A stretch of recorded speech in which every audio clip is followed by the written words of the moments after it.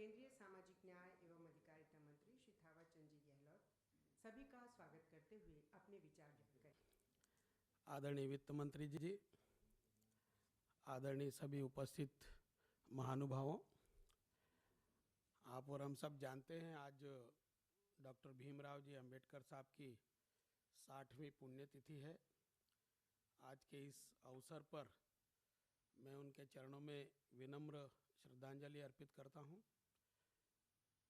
आप सबका हार्दिक स्वागत करता हूं। आपको इस बात की भी जानकारी है कि ये वर्ष अंबेडकर जी की 125वीं वर्षगांठ के रूप में मनाया जा रहा है।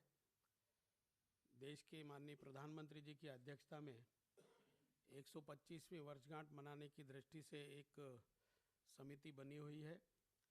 उस समिति की बैठकें हुई है। उन बैठकों में वर्ष भर क्या क्या कार्यक्रम होंगे ये भी तय हुआ है और उसी तारतम्य में आज वित्त मंत्रालय की ओर से 10 रुपये का एक सिक्का और एक 125 रुपये का सिक्का अंबेडकर जी की स्मृति में स्मारक के रूप में जारी किया जाने वाला है। हमने जो वर्ष भर कार्यक्रम आयोजित करने का निर्णय लिया था उसमें 20 अप्रैल 2015 को 15 जनपद पर 192 करोड़ रुपए की लागत से अंबेडकर अंतर्राष्ट्रीय स्टडी सेंटर निर्माण करने का भूमि पूजन आदरणीय प्रधानमंत्री जी के हाथों से करवाया था। उसके बाद हमने निर्णय लिया था कि देश के 100 ऐसे बच्चे जो अध्ययनरत है उनको अंबेडकर जी जहाँ जहाँ गए थे विदेश में और उन्होंने वहाँ पढ़ाई की थी, ऐसे 100 बच्चों का हमने चयन किया था और अभी तक 25-25 के बैच में 3 बैच अर्थात 75 बच्चे वहाँ जा कर के आए हैं। बहुत अच्छा अनुभव रहा है। डाक टिकट जारी करने का निर्णय हुआ था। डाक टिकट हमने लगभग 1.5 महीने पहले जारी कर दिया। सिक्के जारी करने का निर्णय लिया था, आज सिक्के जारी करने का कार्यक्रम है। 26 अलीपुर रोड जहाँ अंबेडकर जी ने अंतिम सांस ली थी अर्थात जहां उनका देहांत हुआ था, 100 करोड़ की लागत से वहां राष्ट्रीय स्मारक बनाने का निर्णय लिया है। उसकी डीपीआर वगैरह सब तैयार हो गई है, टेंडर हो गया है, वर्क आर्डर भी हो गया है। भूमि पूजन अर्थात निर्माण कार्य शुरू करने की तिथि तय करना है, वो भी हम करने वाले हैं। इसके साथ ही साथ ये भी निर्णय लिया है कि 26 जनवरी को राजपथ पर जो मुख्य समारोह होता है गणतंत्र दिवस का, उस गणतंत्र दिवस के उपलक्ष्य में अंबेडकर जी के जीवन परिचय पर एक झांकी भी निकाली जाएगी। इस प्रकार के आयोजन है। देश के माननीय प्रधानमंत्री जी के मार्गदर्शन में सामाजिक न्याय और अधिकारिता मंत्रालय की ओर से जो जो कार्यक्रम बने हैं उस पर सक्रियता से अमल करने का काम किया जा रहा है। आदरणीय वित्त मंत्री जी का आभार व्यक्त करता हूं कि उन्होंने सिक्के जारी करने का निर्णय किया है और आज सिक्के जारी हो रहे हैं। मैं आप सब की ओर से प्रधानमंत्री जी का और वित्त मंत्री जी का हार्दिक अभिवादन करता हूं। मेरी बात समाप्त करता हूं। धन्यवाद। जय भारत। माननीय श्री थावरचंद गहलोत जी और मित्रों, आज डॉक्टर भीमराव अंबेडकर जी की 60वीं पुण्यतिथि के अवसर पर, जो कि उनके 125वें जन्म वर्ष के उपरांत है, 2 कमेमोरेटिव कॉइन्स उनके सम्मान में और उनकी याद में जारी किए जा रहे हैं माननीय प्रधानमंत्री जी द्वारा। सच में जैसे वक्त बीतता जाता है तो अपने पुराने बड़े नेताओं की हम लोग स्मरण करते हैं, अध्ययन करते हैं, तो उनकी विशालता और महत्व हम लोगों के मन में काफी बढ़ जाता है। पिछले कुछ दिनों में संसद में भी बहस हुई तो मुझे एक बार फिर डॉक्टर अंबेडकर के संबंध में कुछ और अध्ययन करने का अवसर मिलता था संसद की बहस के संबंध में। सामाजिक न्याय एक ऐसा विषय था जो उनके साथ जुड़ गया। और जब आरंभ किया उन्होंने अपना विचार, तो समाज के एक वर्ग में उसकी स्वीकृति थी। लेकिन आज हम देखते हैं तो लगभग सर्व समाज में जो वो दर्शन था उसकी एक स्वीकृति बन गई। एक दूसरा पहलू जो सामाजिक अन्याय को लेकर आक्रोश था उनके मन में, जब संविधान सभा की ड्राफ्टिंग कमेटी के चेयरमैन बने और संविधान बनाना आरंभ किया, तो वो विचार उसमें प्रकट होते थे संविधान की कई धाराओं में, लेकिन उनका एक दूसरा रूप था। उनके जो भी संविधान सभा में भाषण होते थे एक एक प्रावधान का जिक्र करते हुए, वो आक्रोश उनमें नहीं दिखता था। एक बैलेंस संविधान जो इस देश के लिए उपयुक्त होगा, आज भी एक एक शब्द पहचाना और परखा जाता है। पिछले सप्ताह बहस के दौरान संसद में जो उनका सबसे महत्वपूर्ण भाषण था 25 नवंबर 1949 को, जब उन्होंने सारा संविधान डॉक्यूमेंट पेश किया, तो उसमें कई वाक्य हैं जिनका बार बार जिक्र होता है। Social democracy, people who man the constitution. लेकिन उसका एक बहुत महत्वपूर्ण भाषण उस वक्त उसका कोई संदर्भ नहीं था, आज संदर्भ दिखता है। जो लोग देश की एकता को खतरा बनते हैं और देश के भीतर से देश को कमजोर करते हैं। अब 1949-50 में जब इस प्रकार का आतंकवाद भी नहीं था, ये दर्शन सामने आना, कितने लोगों को इन विषयों के अतिरिक्त मालूम है कि 1924 में उनका एक document London school of economics में उन्होंने पब्लिश किया, the problem of Indian rupee and it's solutions. अब देश की राजनीति में और सामाजिक जीवन में इतने व्यापक, गांधी जी लिखा करते थे अलग अलग विषयों पे, तो हमें लगता था कि बहुत विषयों पे गांधी जी ने लिखा है और उनके पूरे विचार 100 वॉल्यूम्स में पब्लिश हुए।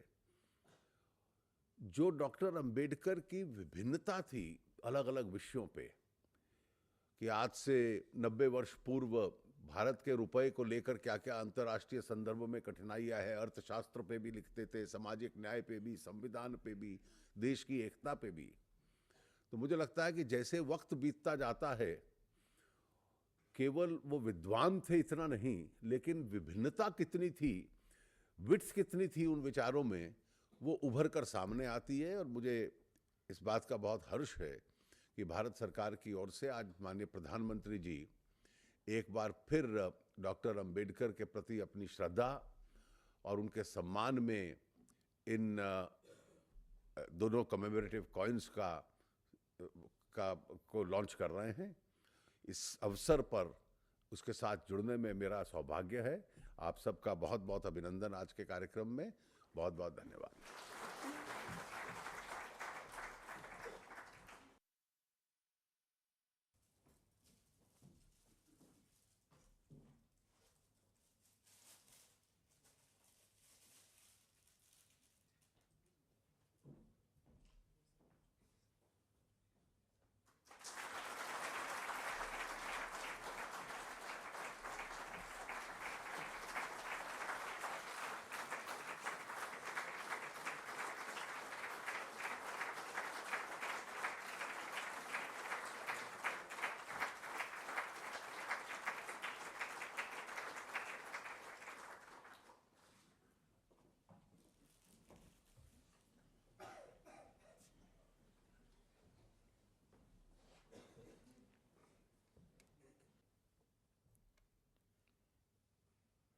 देश के अलग अलग कोने से आए हुए सभी वरिष्ठ महानुभाव, आज 6 दिसंबर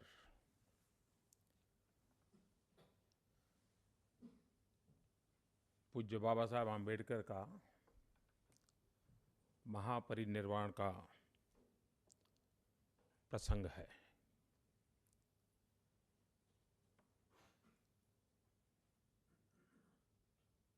मैं नहीं मानता हूं कभी किसी ने सोचा होगा कि भारत का सिक्का जिस पर बाबा साहब आम्बेडकर का चित्र हो, ऐसा भी कभी इस देश में दिवस आ सकता है।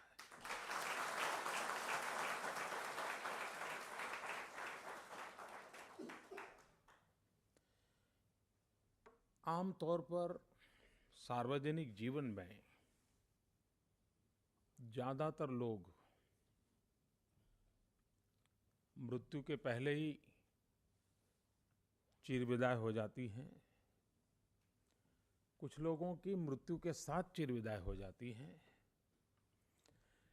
लेकिन शायद बहुत कम लोग होते हैं जो मृत्यु के 60 साल के बाद भी जिंदा होते हैं।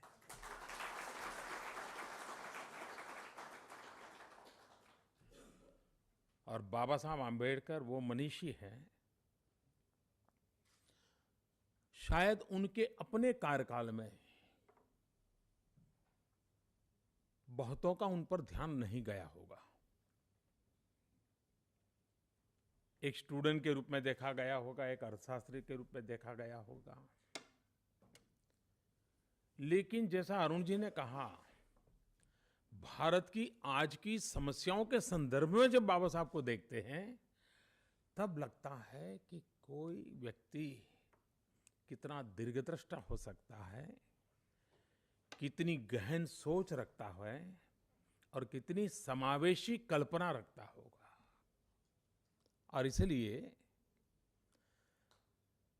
सामान्य तौर पर ये हमारे देश में ऐसा होता है कि किसी व्यक्ति की एकाध चीज से पहचान बन जाती है।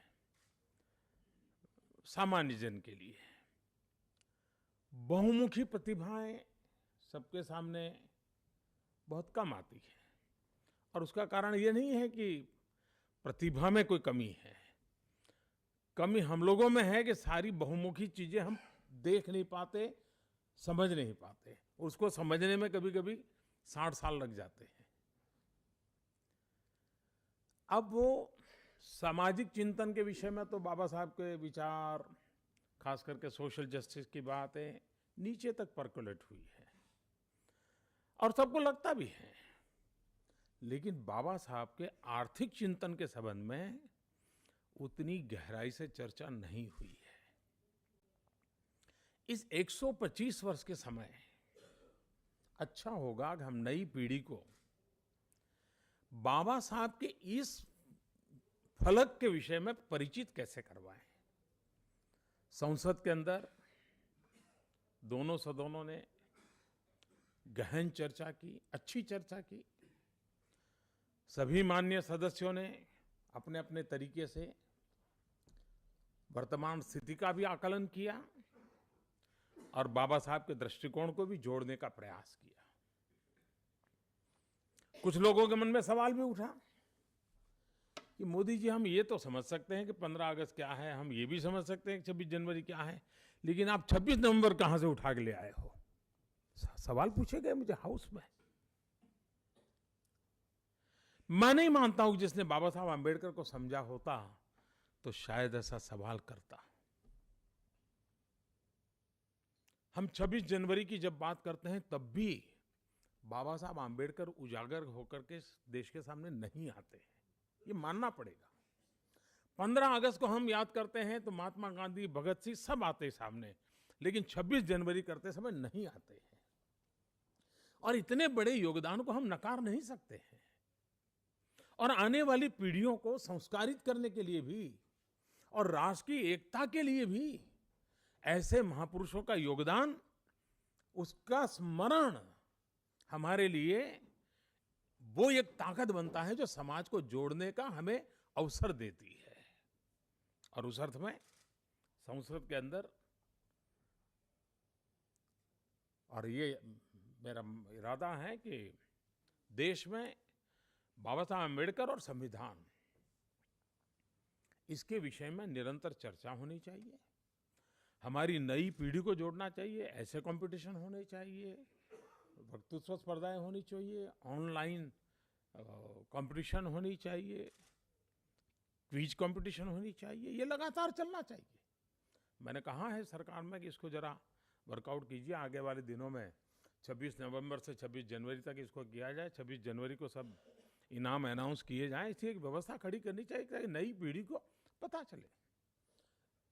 बाबा साहब आम्बेडकर, उनकी विविधता, विशेषता देखिए, मैं अलग दृष्टिकोण से देखता हूं। समाज से वो पीड़ित थे, समाज से वो दुखी भी थे, और समाज के प्रति उनके मन में आक्रोश भी था। और इस परिस्थिति में बदलाव लाने की एक ललक भी थी, वो एक रूप। लेकिन इस अवस्था के बावजूद भी उन्होंने जब विश्व को देखा, और उन्होंने लिखा है कि मैं जब भारत के बाहर 5 साल रहा तो अस्पृश्यता क्या होती है, अनटचेबिलिटी क्या होती है, मैं भूल चुका था, मुझे याद ही नहीं था। क्योंकि और जब एक तरफ यहां इस प्रकार की अपमानित अवस्था हो, दूसरी तरफ सम्मान का अनुभव मिला हो, फिर भी कोई इंसान की जज्बा कैसा होगा कि वो सम्मान की अवस्था छोड़ करके अपमान की जिंदगी भले जीनी पड़े, लेकिन जाऊंगा वापस, और वापस आता है। ये छोटी बात नहीं है। एक व्यक्तित्व को पहचानने का ये एक दृष्टिकोण है कि वरना किसी को मन कर जाए, यार अब वहां क्या जाके रहेंगे, पहले गांव में पैदा हुए थे, वहां बिजली नहीं, रास्ते नहीं, चलो यहीं बस जाते। इस इंसान को तो इतनी यातनाएं झेलनी पड़ी, इतने अपमान झेलने पड़े, और उसके बाद भी वो कहता है ठीक है, यहाँ मुझे मान मिला, सम्मान मिला, अनटचेबिलिटी का नामो निशान नहीं है, वहां जो है, लेकिन जाऊंगा वहीं। ये एक विशेष, माने भीतर कोई आंतरिक ताकत होती है, तब होता है। दूसरी विशेषता देखिए, समाज के प्रति ये आक्रोश होना, ये दर्द होना, पीड़ा होना, ये सब होने के बावजूद भी उनकी भारत भक्ति हर पल झलकती है, हर पल झलकती है। लेकिन भारत भक्ति एक देश के रूप में, मुझे एक जो सीमा में बंधा हुआ एक देश है, उस रूप में नहीं, उसकी सांस्कृतिक विरासत के प्रति वो गर्व अनुभव करते थे, जिसकी विकृतियों ने इतनी मुसीबतें पैदा की थी। बहुत कठिन होता है कि ऐसी अवस्था में भी सत्य तक पहुंचना। और इसलिए जब उन्होंने अपना पीएचडी किया तो उसका जो उन्होंने थीसिस लिखी है, वो इंडियन एंशिएंट कॉमर्स। अब ये एंशिएंट कॉमर्स की तरफ उनका मन जाना, वो उस बात का सबूत है कि वे दुनिया के सामने भारत की गरिमा और भारत के उस गौरवगान से अपने आप का अटूट नाता अनुभव करते थे, नाभि का संबंध जोड़ते थे। वरना वो जो दूसरा पहलू है वही उभर करके आता। और उस अर्थ में उन्होंने आर्थिक क्षेत्र में भी जो लिखा, और मैं तो चाहूंगा वर्तमान में जो नीति निर्धारक लोग होते हैं या थिंक टैंक चलाते हैं, उन्होंने आज की ग्लोबल इकोनॉमी के संदर्भ में बाबा साहब आम्बेडकर के आर्थिक चिंतन का क्या छाया है या क्या सोच थी, उसका कोई तालमेल है कि अभी भी दुनिया को बाबा साहब तक पहुंचने में समय लगने वाला है। इस पर विशेष शोध निबंध होने चाहिए, पता चलेगा।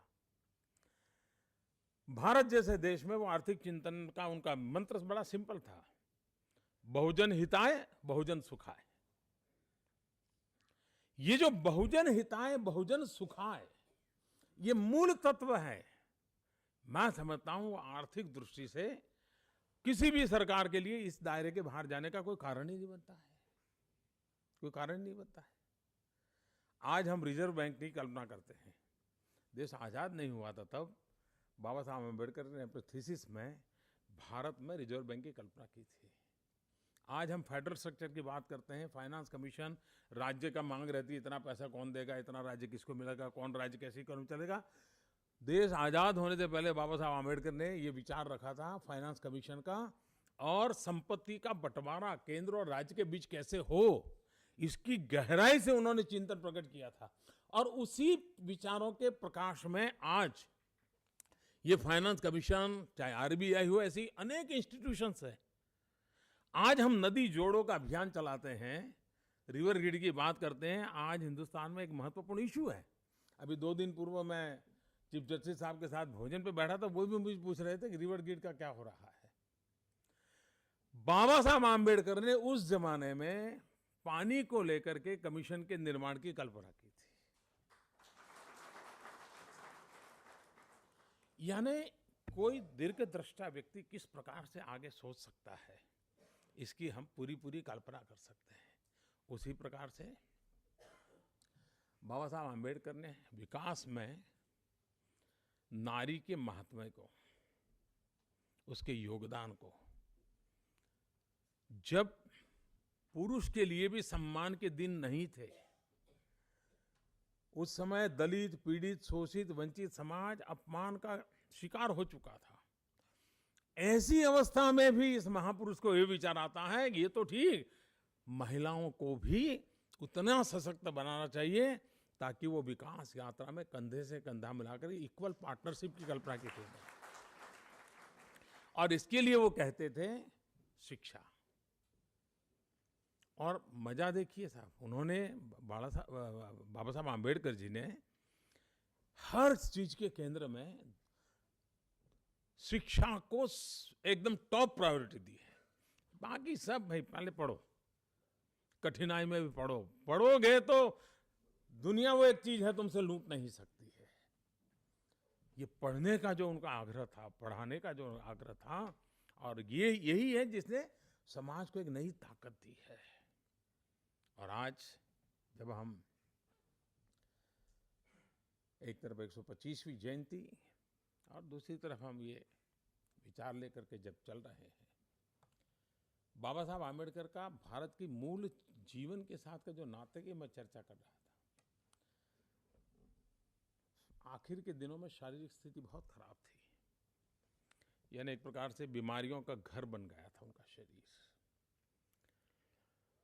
और बचपन में, जवानी में जब शरीर को मजबूत बनाने की अवस्था होती है तब उनको अवसर नहीं था, क्योंकि उतना पेट भर खाना भी कहाँ मौजूद था। और जब जीवन में कुछ संभावनाएं बनी तो खुद को उन्होंने समाज और देश के लिए खपा दिया। और जो काम लेते थे वो पागलपन से करते थे, यानी एकदम से पूरी तरह डूब जाते थे। और इसलिए एक स्थिति आ गई, शरीर ने साथ देना छोड़ दिया।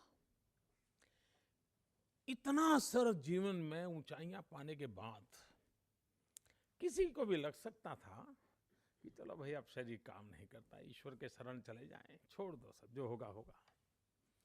इन्होंने हार नहीं मानी। उनकी आखिरी किताब मृत्यु के 4 दिन पहले ही पूर्ण की। 4 दिन के बाद उनका स्वर्गवास हुआ।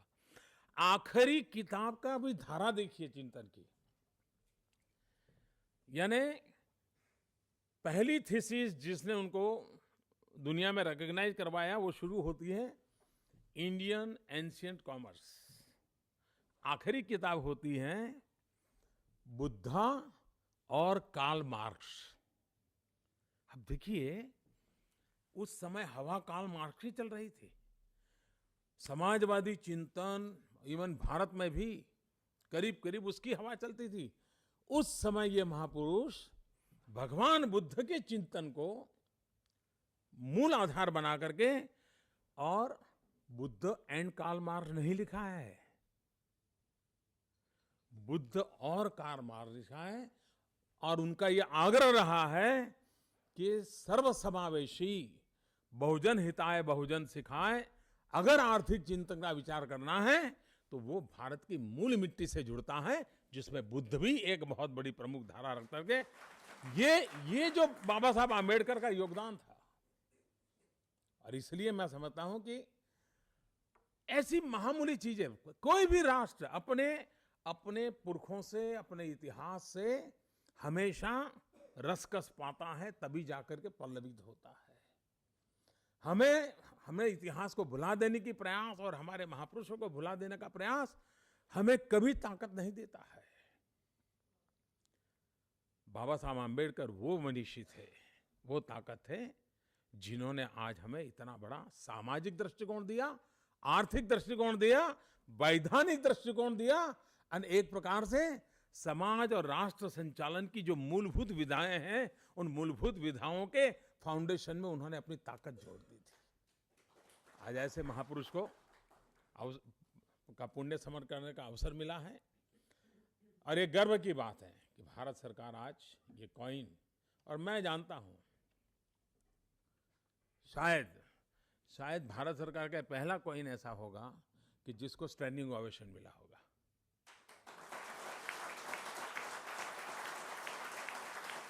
कॉइन तो बहुत निकले होंगे,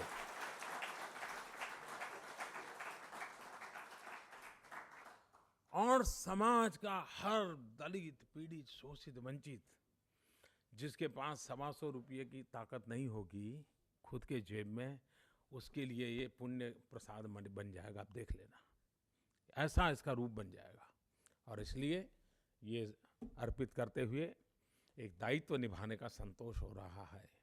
आने वाली पीढ़ियों को दिशा देने के लिए सारी चीजें काम आए, यही एक शुभ आशय से मैं फिर एक बार फाइनेंस मिनिस्टर को अभिनंदन देता हूं कि समय के साथ सारी चीजें हो रही है। इसके लिए मैं फाइनेंस मिनिस्ट्री को हृदय से बहुत बहुत अभिनंदन देता हूं। बहुत बहुत धन्यवाद।